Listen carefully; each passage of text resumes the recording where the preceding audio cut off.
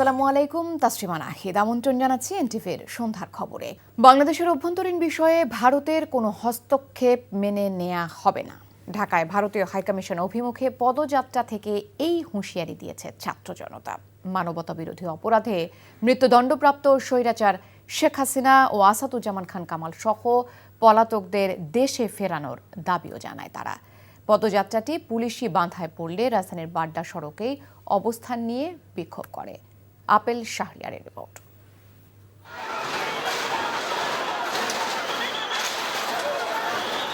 পুলিশের ব্যারিকেড ভেঙে ভারতীয় দূতাবাসের দিকে যাবার চেষ্টা ছাত্র জনতার। ভারতীয় আগ্রাসনের দাঁত ভাঙ্গা জবাব দিতেই লং মার্চ কর্মসূচি হাতে নেয় জুলাই ঐক্য নামে একটি প্ল্যাটফর্ম। পদযাত্রাটি রাজধানীর বাড্ডার কাছে পুলিশের বাধার মুখে পড়ে। সেখানেই অবস্থান নিয়ে আগ্রাসন বিরোধী স্লোগান ও বক্তব্য দেয় বক্তারা।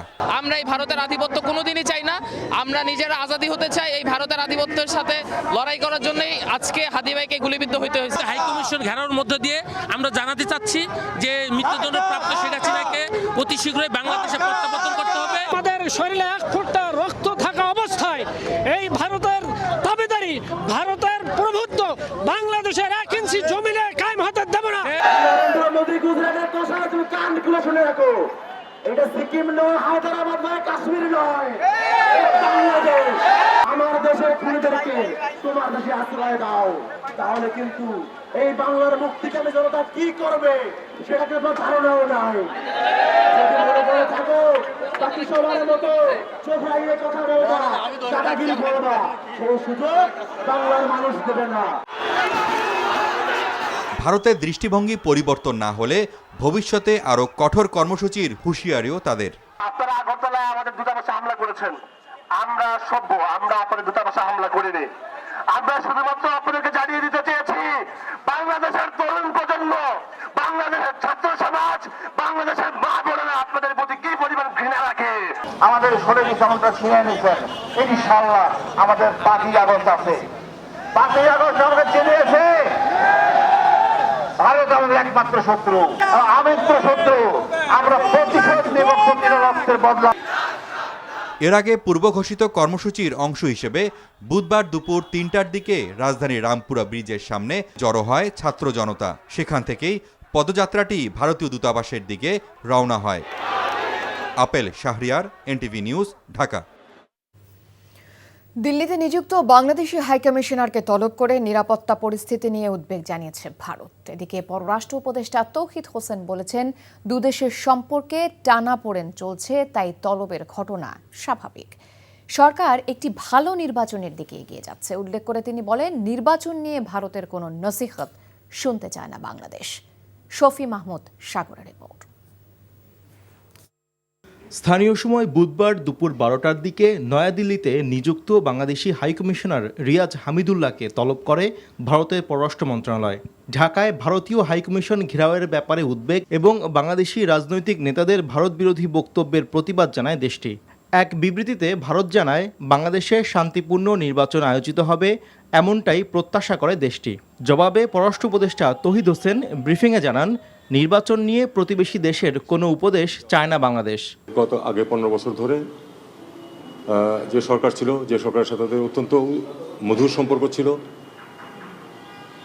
তখন কিন্তু এই যে নির্বাচনগুলি প্রহসনমূলক হয়েছে, তখন তারা একটি শব্দ উচ্চারণ করে না। এখন সামনে একটা ভালো নির্বাচনের দিকে আমরা যাচ্ছি, এই মুহূর্তে আমাদেরকে নসিহত করার তো কোনো প্রয়োজন নেই। আমরা জানি আমরা কি করব।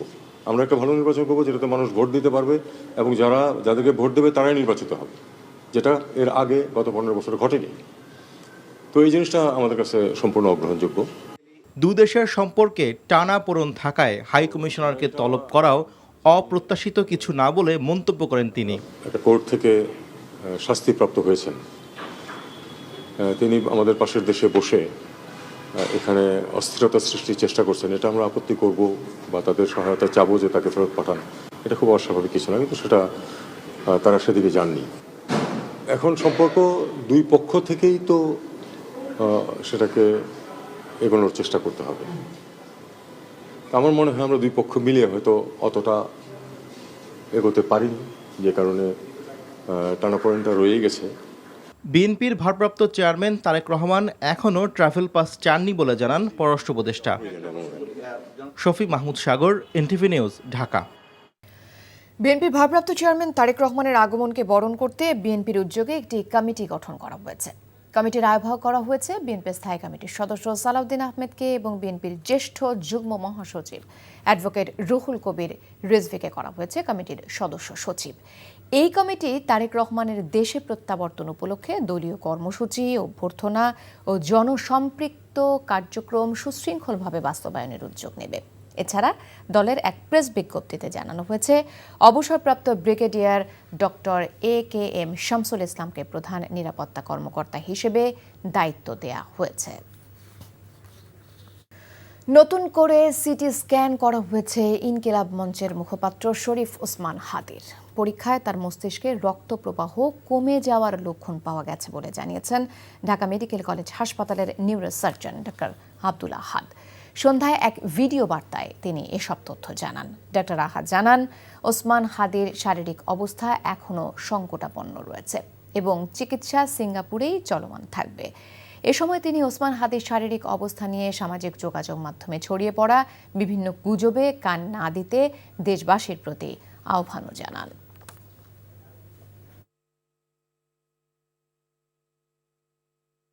আর নতুন করে সিটি স্ক্যান করা হয়েছে এবং সেই সিটি স্ক্যানে তার ব্রেনের যে ইস্কেমিয়াটা ছিল সেই ইস্কেমিয়াটা আমরা দেখেছি যে রয়ে গিয়েছে এবং ইস্কেমিয়াটা কিছুটা বেড়েছে। তার ব্রেনের যে আদার যে রিফ্লেক্স গুলো, পিউপিল বা অন্যান্য রিফ্লেক্স, সেই রিফ্লেক্স গুলো আগের মতোই রিফ্লেক্স পাওয়া যাচ্ছে না।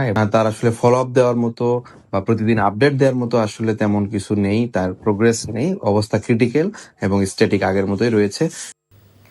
আন্তর্জাতিক অপরাধ ট্রাইব্যুনাল 2-এর সংস্কারকৃত এজলাস কক্ষের উদ্বোধন করেছেন প্রধান বিচারপতি ডক্টর সৈয়দ রেফাত আহমেদ। বিকেলে ট্রাইব্যুনালের বিচারপতিদের সাথে নিয়ে প্রধান বিচারপতি এর উদ্বোধন করেন। বিচারপতি নজরুল ইসলাম চৌধুরীর নেতৃত্বাধীন 3 সদস্যের ট্রাইব্যুনাল 2 টিন শেডের একতলা ভবনে তাদের বিচার কাজ পরিচালনা করে আসছিলেন। এখন থেকে সংস্কারকৃত পুরাতন ভবনে এই ট্রাইব্যুনালের কার্যক্রম পরিচালনা করা হবে।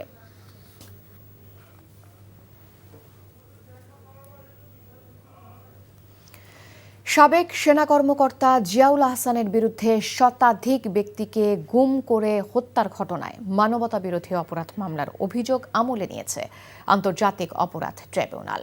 আনুষ্ঠানিক অভিযোগের ওপর শুনানি শেষে তা আমলে নেন বিচারপতি গোলাম মুর্তজা মজুমদারের নেতৃত্বাধীন 3 সদস্যের ট্রাইব্যুনাল।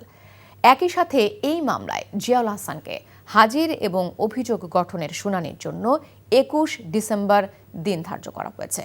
রিপোর্ট করছেন হাসান জাবেদ। সাবেক সেনা কর্মকর্তা মেজর জেনারেল অবসরপ্রাপ্ত জিয়াউল আহসানের বিরুদ্ধে গুম ও হত্যার আনুষ্ঠানিক অভিযোগ ট্রাইব্যুনালে জমা দেয় প্রসিকিউশন। সেখানে 3টি সুনির্দিষ্ট অভিযোগ আনা হয় তার বিরুদ্ধে। অভিযোগে বলা হয় 2009 থেকে 2016 সাল পর্যন্ত দেশের বিভিন্ন স্থানে শতাধিক ব্যক্তিকে গুম করার পর হত্যা করা হয়, যার নেতৃত্ব দেন র্যাবের তৎকালীন অতিরিক্ত মহাপরিচালক জিয়াউল আহসান। সরকার বিরোধী ভিন্ন মতের মানুষদের অপহরণের পর বনদস্যু সাজিয়ে বা কথিত ক্রসফায়ারের নামে হত্যাযজ্ঞ চালানো হতো। অনেকের লাশও ফেরত পায়নি তার পরিবার। 100-এরও বেশি মানুষকে গুমপূর্বক হত্যা করা এবং তাদের হত্যা করার পর তাদের লাশকে পেট ফেরে নাড়ি ভুঁড়ি বের করে দিয়ে সেগুলোর সাথে সিমেন্টের ব্লক, সিমেন্টের বস্তা বেঁধে কখনো বরগুনা থেকে বলেশ্বর নদীতে সুন্দরবনে, কখনো শীতলক্ষায়, কখনো বুড়িগঙ্গায় এবং কখনো রাস্তার ধারে ব্রিজের থেকে ফেলে দেওয়ার অভিযোগগুলো সেগুলো আমরা আজকে দাখিল করেছি। শুধু শতাধিক মানুষকে হত্যাই নয়, আরও 3 থেকে 500 জনকে গুম ও হত্যার অভিযোগ রয়েছে তার বিরুদ্ধে, যার তদন্ত চলছে বলে জানায় প্রসিকিউশন। বিএনপির নেতা সাজেদুল ইসলাম সুমন সহ 8 জন, এই 8 জনকে তুলে নেওয়ার কাজটি এটা জিয়াউল আহসানের নির্দেশ এবং তার প্রত্যক্ষ তত্ত্বাবধানে হয়েছে। ইলিয়াস আলীকে উঠিয়ে নেওয়া, রাস্তার থেকে তাকে গুম করা এবং তাকে পরবর্তীতে হত্যা করা হয়েছে বলে জানা গেছে তদন্তে। বিএনপির নেতা সালাউদ্দিন আহমেদ সাহেবকে তুলে নেওয়া এবং পরবর্তীতে তাকে ভারতে পাচার করে দেয়া, এই কাজটির পেছনে জিয়াউল আহসান ছিলেন এবং তার নেতৃত্বে এগুলো হয়েছে। এদিকে জুলাই আগস্ট হত্যায় সালমান এফ রহমান ও আনিসুল হকের বিরুদ্ধে অভিযোগ গঠনের শুনানির জন্য 22 ডিসেম্বর দিন ধার্য করেছে ট্রাইব্যুনাল। মানবতাবিরোধী অপরাধের আরেকটি মামলায় সাবেক প্রধানমন্ত্রী শেখ হাসিনার পুত্র সজীব ওয়াজেদ জয় ও সাবেক আইসিটি প্রতিমন্ত্রী জুনায়েদ আহমেদ পলকের বিরুদ্ধে অভিযোগ গঠনের শুনানি হবে 7 জানুয়ারি। এই মামলায় জয়ের পক্ষে রাষ্ট্রনিযুক্ত আইনজীবী নিয়োগ করা হয়েছে। Hasan Javed, NTV news, Dhaka. ত্রয়োদশ সংসদ নির্বাচন পর্যবেক্ষণে ইউরোপীয় ইউনিয়নের প্রায় 200 জন বিদেশি পর্যবেক্ষক আসতে পারে বলে জানিয়েছে নির্বাচন কমিশন। অন্যদিকে দ্বাদশ জাতীয় নির্বাচনের প্রার্থীরা যেন আগামী নির্বাচনে অংশ নিতে না পারে সেজন্য কমিশনে লিগ্যাল নোটিশ দিয়েছে বৈষম্য বিরোধী ছাত্র আন্দোলন। এদিকে সারা দেশে উৎসবমুখর পরিবেশে চলছে নির্বাচনের মনোনয়নপত্র বিতরণ কার্যক্রম। আরাফাত ইসলামের রিপোর্ট। নির্বাচন পর্যবেক্ষণ সংক্রান্ত বিষয়ে ইউরোপীয় ইউনিয়ন, বাংলাদেশের পররাষ্ট্র মন্ত্রণালয় ও নির্বাচন কমিশনের মধ্যে একটি ত্রিপক্ষীয় চুক্তি সম্পাদিত হয়েছে। এই চুক্তির আওতায় ইইউ একটি প্রতিনিধি দল বাংলাদেশে পাঠাবে। নির্বাচন ভবনে সাংবাদিকদের একথা জানান ইসি সচিব। আনুমানিক আমাকে যেটা ধারণা দেওয়া হয়েছে, বিভিন্ন সময়ে over the period of time 175 থেকে 200 জনের মতন আসবেন, এটা আমাকে ধারণা দেওয়া হয়েছে। এখন কে আগে আসবেন, তাদের সংখ্যা কত, তাদের কি দেখবেন, তাদের সাথে পরবর্তীতে কেউ জয়েন করবেন কিনা, এই সম্পর্কে কোনো প্রস্তাবনা এখনো পর্যন্ত জানি না। এছাড়া নির্বাচন ঘিরে আইনশৃঙ্খলা পরিস্থিতি সন্তোষজনক নয় বলে উল্লেখ করেছে বৈষম্য বিরোধী ছাত্র আন্দোলন। 2024-এর ডামি নির্বাচনের প্রার্থীরা যেন আসন্ন নির্বাচনে অংশ নিতে না পারে সেই দাবি জানিয়ে নির্বাচন কমিশনে লিগ্যাল নোটিশ দিয়েছে সংগঠনটি।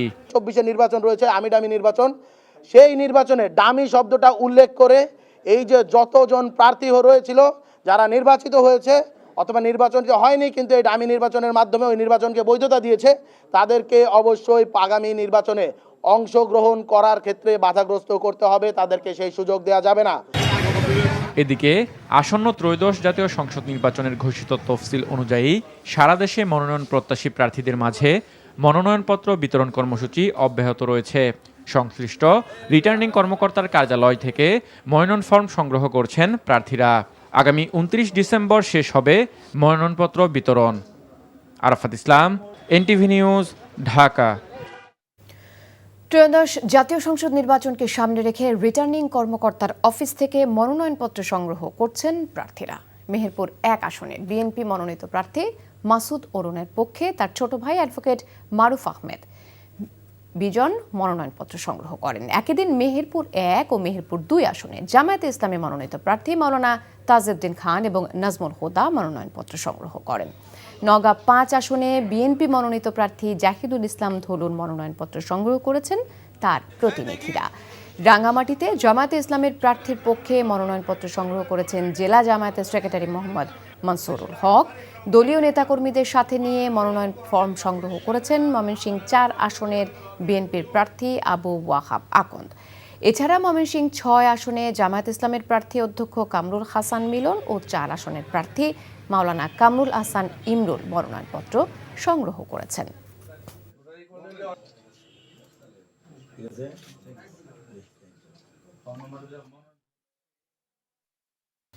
আগামী বছর অমর একুশে বইমেলা শুরু হবে 20 ফেব্রুয়ারি, চলবে 15 মার্চ পর্যন্ত। পুস্তক প্রকাশনীর সাথে মিলে বাংলা একাডেমি এই সিদ্ধান্ত নেয়। এর আগে জাতীয় নির্বাচন ও রমজানের কথা বিবেচনায় রেখে বইমেলা এগিয়ে চলতি বছর ডিসেম্বরে করার সিদ্ধান্ত নিয়েছিল বাংলা একাডেমি।